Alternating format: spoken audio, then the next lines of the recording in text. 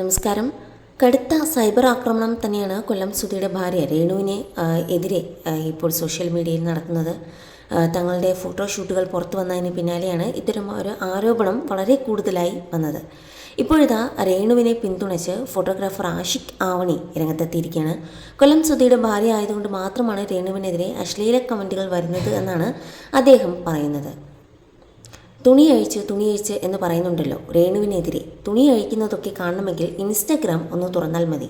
ഇൻസ്റ്റയിൽ ആയിരക്കണക്കിന് പെൺകുട്ടികൾ ശരീരഭാഗങ്ങൾ പ്രദർശിപ്പിച്ച് ഫോട്ടോ പോസ്റ്റ് ചെയ്യുന്നുണ്ടെന്നും ആരും ഈ പറയുന്നവർക്കെതിരെ പോസ്റ്റ് ഇടാൻ പോകാത്തത് എന്താണെന്നുമാണ് ആഷിഖ് ആവണി ചോദിക്കുന്നത്.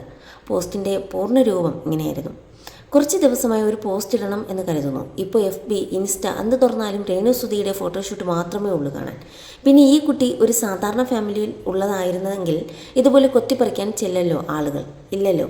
ഇവള് കൊല്ലം സുധിയുടെ ഭാര്യ ആയതുകൊണ്ട് മാത്രമല്ല ഇങ്ങനെ ചെയ്യുന്നത്. ഇൻസ്റ്റഗ്രാം തുറന്നു നോക്കിയാൽ ആയിരക്കണക്കിന് പെൺകുട്ടികൾ ശരീരഭാഗങ്ങൾ പ്രദർശിപ്പിച്ച് ഫോട്ടോ പോസ്റ്റ് ചെയ്യുന്നുണ്ട്.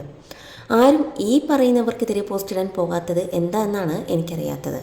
പിന്നെ സുധിയുടെ ലേബിൾ വെച്ചുകൊണ്ട് ഇറങ്ങിയേക്കുക എന്ന് പറയുന്നു പലരും. അവളുടെ ഭർത്താവിൻ്റെ ലേബൽ അല്ലാതെ ആരുടെ ലേബൽ വയ്ക്കണം? തുണി അഴിച്ച് എന്ന് പറയുന്നുണ്ടല്ലോ രേണുവിനെതിരെ. തുണി അഴിക്കുന്നതൊക്കെ കാണണമെങ്കിൽ ഇൻസ്റ്റഗ്രാം ഒന്ന് തുറന്നാൽ മതി. ഇവൾ എന്ത് തുണി അഴിച്ചു എന്നാണ് പറയുന്നത്? എത്രയോ ഫിലിം ആക്ടേഴ്സ് ശരീരഭാഗങ്ങൾ കാണിച്ച് അഭിനയിക്കുന്നു. അതൊക്കെ തിയേറ്ററിൽ പോയിരുന്ന് ആസ്വദിക്കും. എന്നിട്ടാണ് ഇവന്മാരൊക്കെ ഇതും പൊക്കി പിടിച്ചുകൊണ്ട് വന്നേക്കുന്നത്. സ്ത്രീകളടക്കം ആ കുട്ടി അവഹേളിക്കുന്നു. നിങ്ങൾ തമിഴിൽ തമന്നയുടെ ഫിലിം കാണാറില്ലേ, നയൻതാരയുടെ ഫിലിം കാണാറില്ലേ? അതൊക്കെ ആസ്വദിക്കും. അതുപോലെ തന്നെയാണ് ഇതും. പക്ഷെ അത്രയും ഗ്ലാമർ ഇല്ല അല്ലേ? അതുപോലെ തീപ്പെട്ടിക്കൊള്ളിയാണ്. അല്ലെങ്കിൽ കുറച്ച് ആസ്വദിച്ചേനെ. ലോകപരാജയമായ സ്വപ്ന സുരേഷിനെയൊക്കെ ഈ പൊങ്കൊച്ചിനെ വിമർശിക്കാൻ എന്ത് യോഗ്യതയാണുള്ളത്? സ്വന്തം കണ്ണിലെ കമ്പ് നീക്കിയിട്ട് വേണ്ടി മറ്റുള്ളവരുടെ കണ്ണിലെ കരട് നോക്കാൻ വരാൻ. ആ പെൺകുട്ടിക്കും മക്കൾക്കും സുമനസ്സുകളുടെ സഹായം കൊണ്ട് ഒരു വീടുണ്ടാക്കി കൊടുത്ത് അതുകൊണ്ട് എല്ലാം ആയില്ല. അവർക്ക് ജീവിക്കേണ്ടേ? നിങ്ങൾ ആരെങ്കിലും കൊടുക്കുമോ മാസം അവർക്കുള്ള ചിലവിന്? പിന്നെ എന്തിനാ ഈ പ്രഹസനം? അവരെങ്ങനെയെങ്കിലും ജീവിക്കില്ലേ? അഭിനയിച്ചോ, ഫോട്ടോഷൂട്ട് ചെയ്തിട്ടോ? എൻ്റെ ഈ പോസ്റ്റ് കാണുമ്പോൾ എല്ലാവരും ചോദിക്കും, നീ നല്ലതാണോ എന്ന്. ഞാൻ നല്ലതാണെന്ന് ഞാൻ ഒരിക്കലും പറഞ്ഞിട്ടില്ല, പറയേയില്ല. ഞാൻ ഈ പറയുന്നവരുടെ ഒന്നും വീട്ടിൽ നിന്ന് കൊണ്ടുവന്നിട്ടല്ല ജീവിക്കുന്നത് എന്നിങ്ങനെ പറഞ്ഞ് അവസാനിക്കുകയായിരുന്നു ആ കുറിപ്പ്.